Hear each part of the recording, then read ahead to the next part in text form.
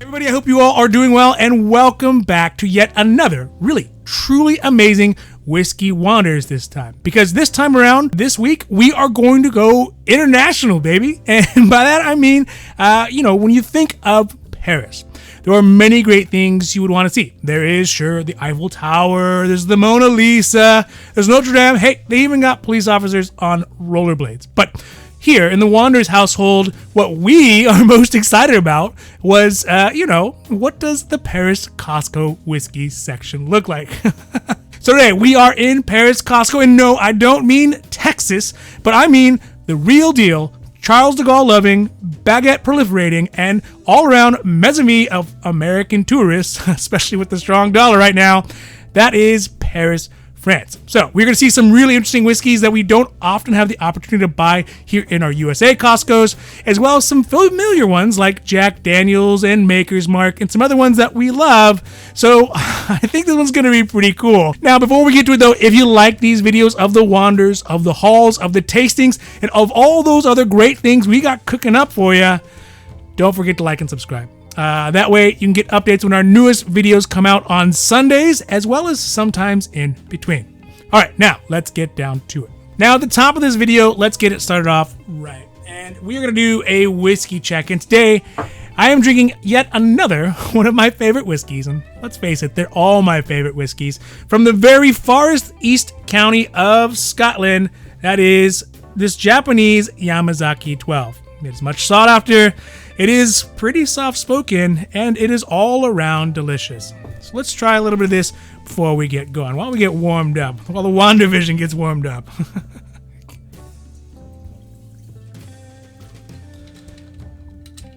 Oh, it just sounds good. Oh. Because the reality is, you can never really drink too much whiskey. You can only really drink it too fast. Cheers. All right, so here we are on the outskirts of Paris for our very first international Costco wander. And it's kind of weird because this Paris Costco, it feels strange, but all together at the same time, it feels very familiar. And except for the fact that the food court has way different food, it feels like a normal Costco. Anyway, so there are some pretty interesting whiskeys here that we don't often see stateside at the US Costcos. But there are also some that we do see here and that we love. One of the first ones that really caught my eye is this Glenrothes 10, which is a single malt scotch that obviously is aged 10 years. It is barreled with ex-sherry cask from the Soleo collection from Glenrothes out of Speyside, Scotland. Glenrothes, as a distillery, has been making scotch for around 140 years and is known for having a super well-rounded, non-aggressive palate overall. Now, this Glenrothes 10 that we can see here at the Costco in Paris is at 36.99 euros. 36 euros and 99 cents. I don't even know how to say that. Which, when we do some real quick and dirty USD conversions, that comes out to $35.88 in US dollars. And of course, this is at the current time right now, while the USD has its all-time strength of 0.97 euros for every $1. So just saying, it's a good time to book a trip to Europe from the good old red, white, and blue. But it is actually a pretty good price for this whiskey, especially when we compare it to what I could find here in California at the Total Wine, which had it at $44.99. That's on the lower side. Bevmo didn't have it, but I did find a local store who had it for $49.99 as well. That's US dollars. So if I did end up buying it here at the Costco in Paris, I would have saved $9.11 off the USA price, or 20.25%. The ABV on it is at 40%. So, with the ABV that low, I would really, really hope that there's something super special about the flavor, because at 40%, it's basically a soft drink in most ex-Soviet Union countries. So I know it's hard to justify the price for something that's so low ABV. But the tasting notes on it do mention very light flavors like dry sherry flavors, oak, pleasant sweetness, and a very, very approachable palate on it. So you can take that for what it's worth, but it doesn't sound too bad. So overall, it got 79 points out of 100, with the highs and lows both being around that 79 point area. So that's a C++ perhaps. I didn't actually buy it because, well, one, I have a limited time in Paris to drink it if I had opened it up. Two, I wasn't planning to ship it home, especially something that is available here for a couple bucks extra. But I think what I would like to do is try it somewhere, maybe see if I can find it at a nice bar somewhere, try it out, and then if I do like it, then buy the full bottle down here, a little additional price, because I can't imagine the shot's going to be too expensive.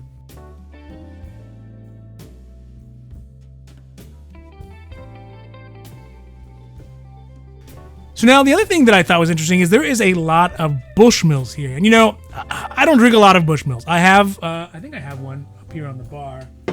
I have this one, which, I had really just bought it because I needed to make 6 bottles to get the discount. So it's not something that, I'm in love with. I did try it out. I was definitely not impressed with it. So, there are better Bushmills. I get it. There's probably a lot of different better Bushmills out there. This is probably the entry level one. It was just, again, the cheapest one I could get to get the 6 bottles. But I think that trying it out is so unimpressive that it really has left a literal and figurative bad taste in my mouth for Bushmills overall. Perhaps unjustifiable, but that's just kind of how it works out. All right, so here we go. So we see the Maker's Mark, which especially when you are kind of in an unfamiliar place, right? You slept a couple of nights in a bed that you're not familiar with. Something like this Maker's Mark really feels like a warm slice of home, something you can cuddle up with. But notice there are a couple things that are different about this one. First, yes, of course, it's in the euro. Also, it is the 70 centiliter version, so 700 milliliters for those people making those calculations, which always makes me feel super duper cheated. Like it's just like they cut off the knees on the whiskey and left 50 milliliters that is owed to me on the floor. So I really, it always kind of chaps me a little bit when I see that. Now, of course, I'm not going to go too far into details about the Maker's Mark because if you're watching this, I'm assuming you probably have a bottle sitting around somewhere that's been opened that's probably within like arm's reach. You could probably reach out in any direction and grab it right now. So I'm sure you all know exactly what it tastes like. Now, this one specifically, we can see the cost here is at €27.99, which comes out to $27.15 when converted as of today. But here in the US, you can find Maker's Mark at a considerable discount from that. Probably likely because it's domestic. But Total Wine had it at $20.99, which is the lowest that I could find it at. And Bevmo had it at $22.99. Now, I had also been looking at all the past Costco wanders that we have to see if I could find a 750 milliliter price from the Costco videos. But pretty much all the ones I had either had a different type of Maker's Mark or it was the 1.75 liters. So, it's hard to make that comparison. So I couldn't find a Paris Costco, California Costco comparison directly. But with these prices, if I did buy it in Paris, it would have been $6.16 more, or basically 29.35%. So that's still kind of a lot. Now the ABV on this Maker's Mark is at 45%. In the tasting notes, they do mention things like vanilla beans, creme brulee, oak spice, and a semi-uncomplex flavored palate, which I think is probably a pretty fair description. Now, the review scores on it gave an overall score of 86.33 points out of 100, which again, I think is probably still about right, with most of the scores kind of being in that high, B range, not a B plus quite, but, a normal B with a couple points added to it. So again, I think those are fair. Now, overall, I didn't buy this one because obviously it is more expensive. It's really kind of awkward to carry around if you look at the bottle. And I have a bottle of it at home. I have it somewhere around here. I have another one around here somewhere. And there's just no point in dragging it around Europe with me. Now, being in Europe, I wanted to get something a little bit more European. Something like maybe Blanton's Gold. No, but really, I want to.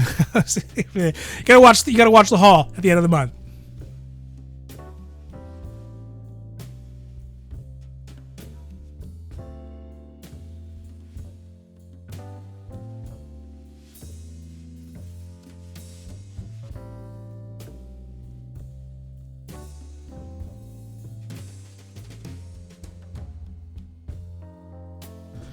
Now, the last one that I want to take a pause and take a look at, because it really did pique my interest, which is this Dewars 15. Yes, we all know the normal Dewars White Label, which is pretty much always a well-level whiskey, depending on where you're at. So if you go to a dive bar, you go to a normal bar, you go to a banquet bar, they typically will have a Dewars White Label. And in fact, I think it's one of the largest volume scotches sold in the United States.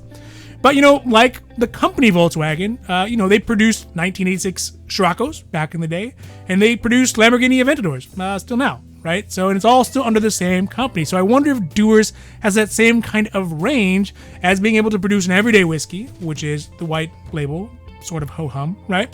But also have a nice age statement, 15-year-old Dewars that can knock your socks off and could be awesome, right? So that's something that really made it interesting to me.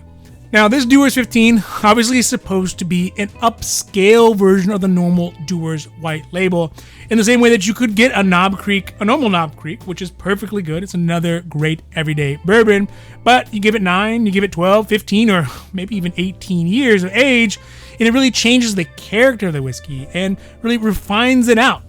Kind of the same way that it does with people, right? Well, I guess sometimes. Now you can see here at the Costco in Paris, the price for the 15-year-old Dewars is at €44.97, which when we turn that to greenbacks comes out to $43.62, which is still kind of a pretty high cost, not age-wise, but just overall. And especially when we compare that to what you can buy at stateside, if you can find it at the Total Wine, which pretty much always has it for $35.49, and the Bevmo, which has it at $36.99. So if I did end up picking this one up here in the Costco Paris, I would have paid $8.13 more, or 22.91%. Now, the ratings on the Dewar 15 are pretty decent at 82.67 points out of 100 in total. And I guess it kind of makes me wonder if Scotch drinkers, after especially looking at the Glenrothes 10, are more stingy with their points than bourbon drinkers. Maybe they're just less gracious to throw them out, or maybe there's more competition. I'm not really sure. I guess I wonder what you all think. Do you think it's people Scotch drinkers are more strict on their grading than bourbon drinkers? Huh. Anyways, the flavor on this one, notes distinctly mention that the 15 is a very recognizable Dewars flavor, but better.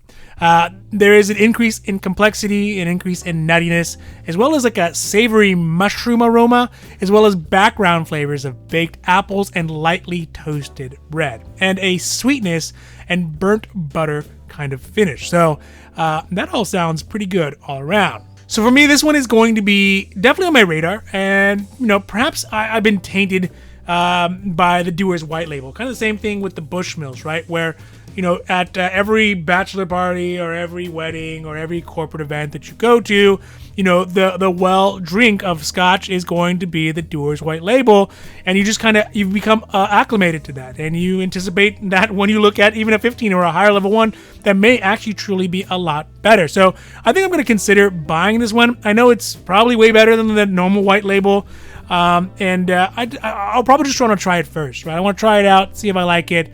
And to see if those ingrained notions that are already in me are not applicable to the newest version, this 15. So this one's going to be a try before I buy. All right, so that's it for today, and stay tuned because we are going to be doing our Paris haul at the end of this month of what I did actually end up bringing back, and I will tell you there is some pretty heavy hitter whiskeys that are going to be in there. Some really hard to find stuff that's hard to find here in the US, but seems to be plentiful and roaming about in Paris. And not just plantains. I'm not talking just about plantains. But anyways, if you did like this video, don't forget to like and subscribe. That way you can get updates when my newest and most informative videos get put out. And, just to end, as a reminder, if you do find a whiskey that you love, wherever you are in the world, just buy it. Because if you don't, somebody else surely will, and it might even be me. All right, everybody, I'm out. Have a great rest of your week. Adios.